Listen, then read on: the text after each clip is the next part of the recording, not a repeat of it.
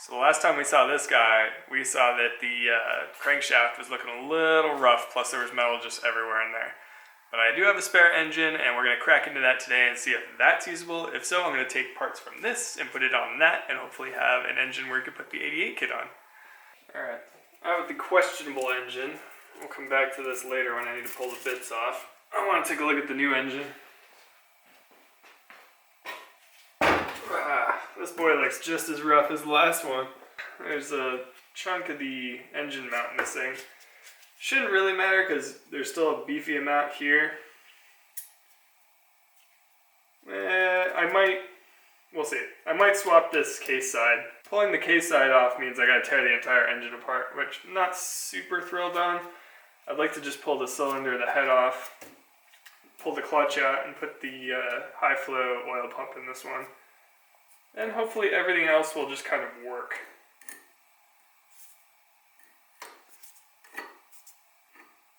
Ooh. Doesn't sound great.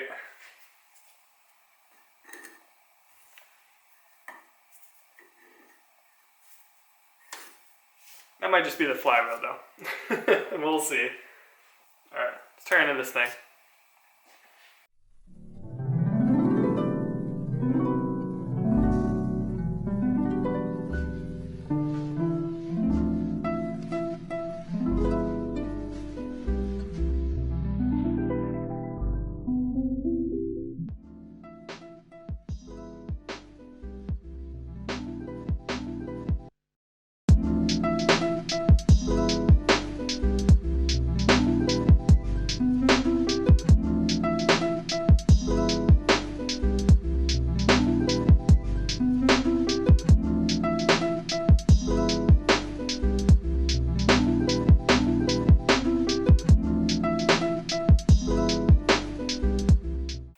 Yeah, it's a piston circlip, and it was right under the oil filter. What the hell? Alright, well this side looks good. I'm really happy about that. I'm going to pull the flywheel off because something's hanging up and I feel like it's on the flywheel side. A lot of slop in there. That doesn't... Let me check the other one real quick. The other engine's got some too, but this is significantly more. So I'm going to want to take a look at that. I want to get this off and see if it'll spin freely. Cool, it wants to spin totally fine. On the right here we have the motor that I tore into on the last episode. And this is the motor that I tore into on this episode. So a few key differences here is that I upgraded this thing with a heavy-duty clutch and a high-flow oil pump. I also drilled out the little oil passage here. This tiny little thing here. You can see on this that it's a lot smaller. So I'm guessing this has the stock oil pump. It probably has the stock clutch, even though it looks pretty damn new. I mean, at least it's shiny. So the plan is... Oh, right. The crank on this, as we saw yesterday, has a lot of resistance. And here, it's just effortless. This will stick in certain positions, and I'm not sure it's completely toast yet. I'll probably tear the rest of this engine down and clean it out and try and get all the metal shavings out. But who knows? The hell, there's like a helicopter outside. It's like 10 o'clock. Yeah, like, look how dark it is outside. Alright, so where was I? So I pulled off the flywheel on this one because it was seizing up on something and it's just dirty as hell. So I'm going to pull the flywheel off this one and the stator and slap it on this one. Also, what I noticed is this main gear has a lot of... Well, it's kind of hard to see.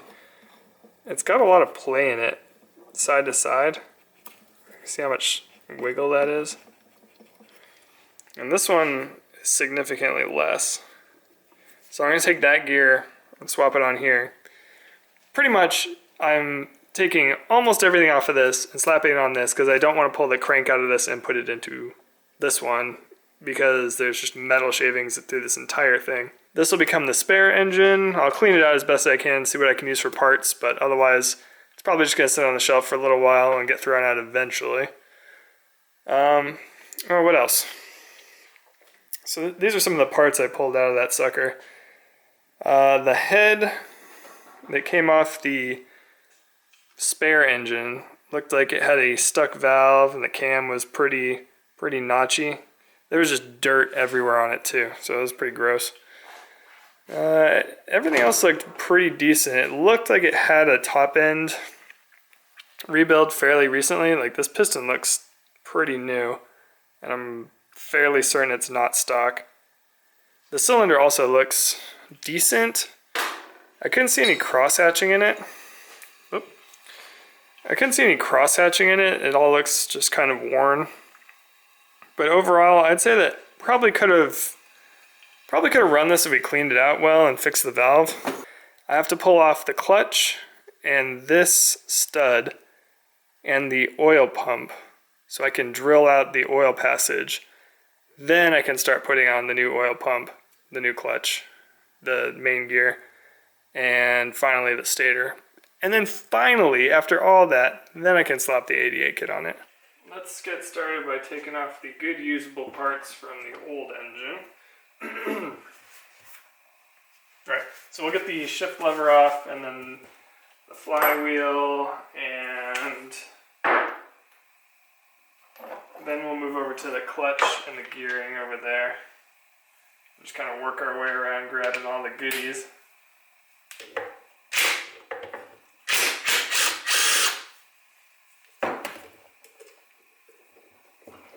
I love this IMS shifter because it's been through something like 3 or 4 crashes, and I've been able to straighten it out every time. I think it's made out of steel, so it's pretty heavy, but definitely durable. Alright, then we need 14 to get this off again, yeah. Should have just done that first.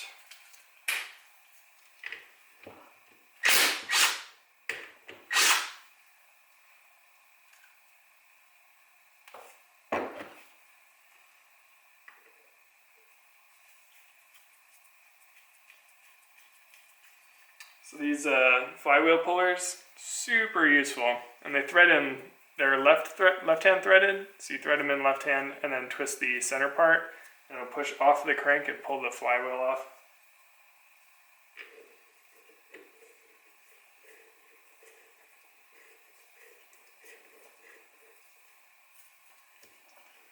Get that nice and tight.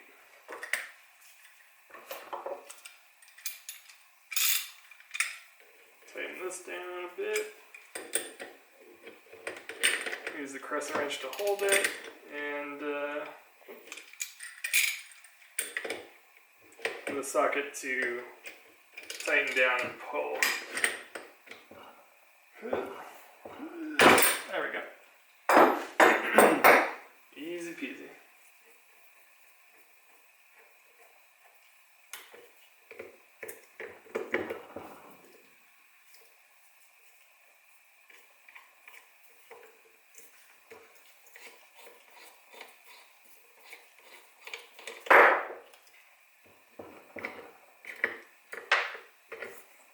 It's a strong magnet.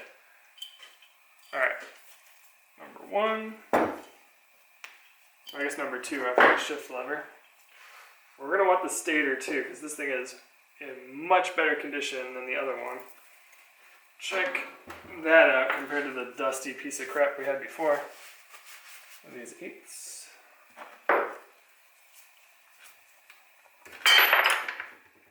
Ooh, almost threw that socket right off the table. Alrighty. Break these free.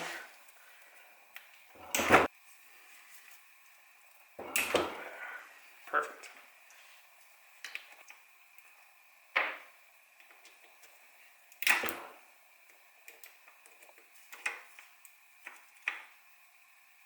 One or 2 more bolts.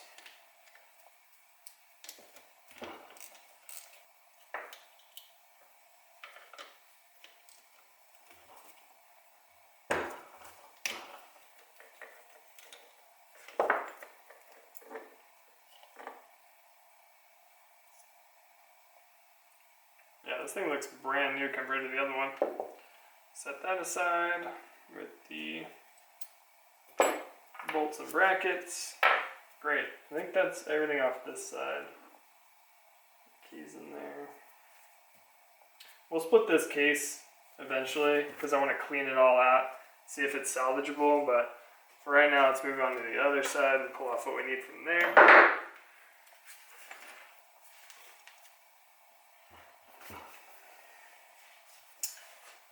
Now, trying to remember how this attaches. I think I have to pull these screws off. That comes off, and then there's a like a locking nut right here, if I remember correctly. Let's see if I can get this off without using an impact driver. That's too big. I really need to get a nice set of screwdrivers. It's one thing that I've been kind of, alright, and I have to hold on to it. Oh, no. Already gonna strip them. Let's get the impact driver.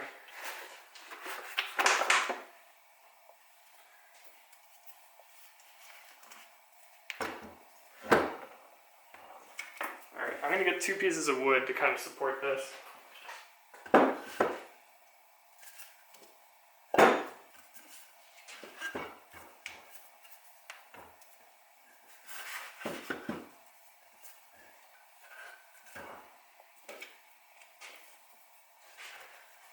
That's a little better. Why am I dropping everything today? There we go.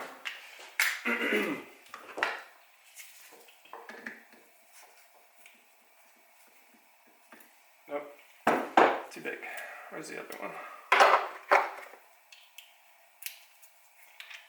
This is a Harbor Freight special, so I'm guessing there's much better options out there.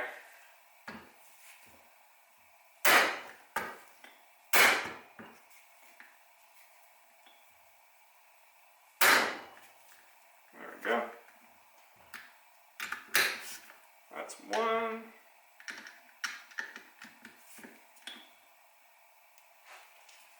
See if I can get a better shot of that.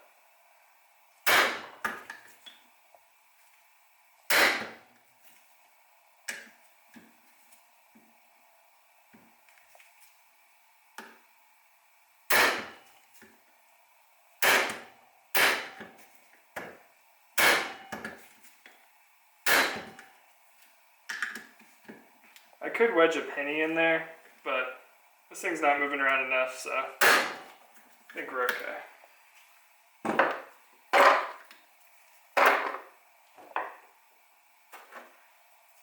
So we'll pull this cover off, get this cover off.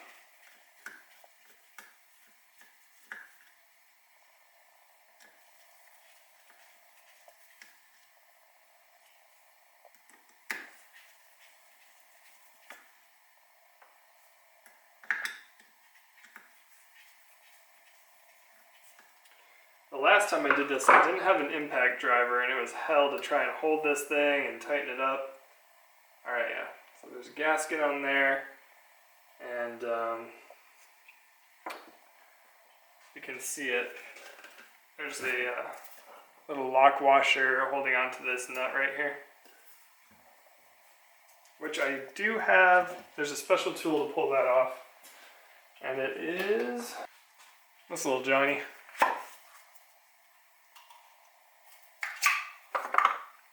So this fits right onto there. Oh, other side. To pull that nut off. First we gotta bend back those tabs a bit so I can get access to the nuts. I think I put on a new lock collar last time. I'm not too worried about it coming off.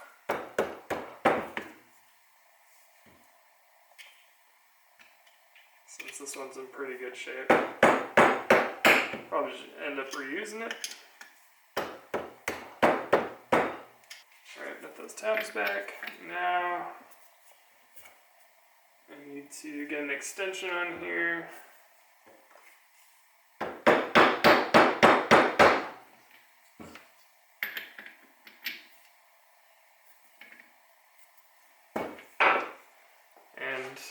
use the impact. That's a 1/2 inch and not a 3/4. Anyway, this is most definitely not how you want to do this.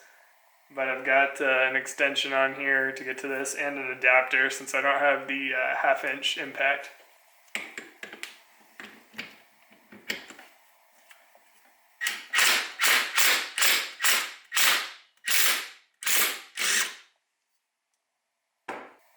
There we go.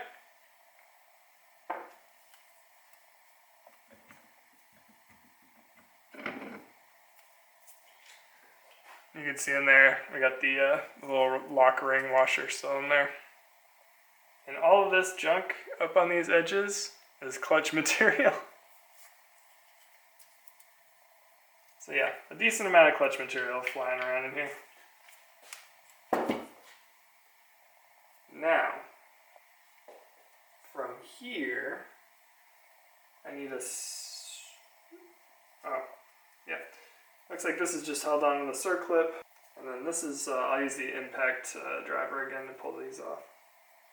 Let's get this off first. See if I can save this little pin, or if it goes flying right into my eye. Engage my safety squints here, and let's just pry. Got it. And I lost it. Oh, here it is.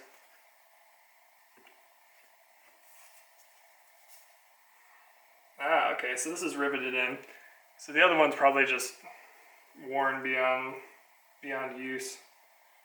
I'm gonna clean up all of these parts before they go in the new engine too, because they're still covered in all that slime and all that metal shaving stuff. Let's get this boy. Get this bread.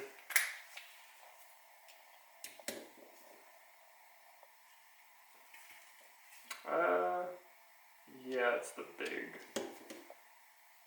That one. You, and I believe you. Oh, wow. That one wasn't tight at all.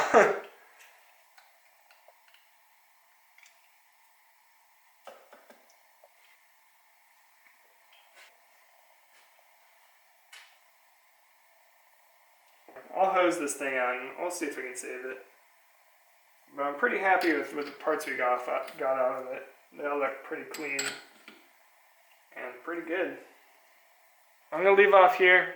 In the next episode, we're going to slap on all of the new parts. Well, we'll clean them all first. Clean up all the new parts, slap them on the other engine, and then we'll finally get down to working on the 88 kit. This is the main goal. We want to get the 88 back up and running, and we want to race this in the 8-hour, the M1GP 8-hour Grange. Yes, Grange. Grange? What, yeah, I don't know. Somebody will correct me. But, yeah. So this needs to get back together. April 6th. 8-hour race. Grange, whatever. With M1GP. That's the goal. So in the next episode, hopefully this thing will be running, and maybe, if we're lucky, we'll have enough time to get out to Adams and do a test run with it. Thanks for hanging out in the garage tonight. I'm going to get all of this cleaned up, and on the next episode, we'll get it all installed.